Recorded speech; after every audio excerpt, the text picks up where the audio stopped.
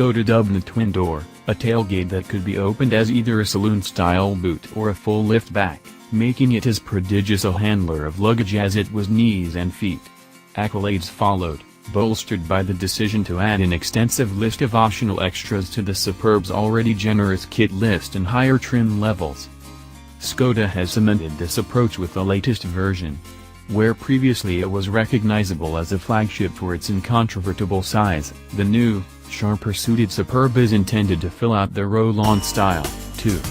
Breathing space has been made as an upshot of the Passat's repositioning upmarket, so the opportunity is being taken for a nudge northwards of Skoda buyers' expectations, which has laid firm foundations for the Skoda Kodiaq and the forthcoming Karoq. But for now, the Superb looms large in our test crosshairs, specifically in estate format, which now offers a maximum boot volume of almost 2,000 liters, making the wagon variants of everything from a BMW 5 Series to a Ford Mondeo look meager. It's also lighter than its predecessor and up to 30% more fuel efficient.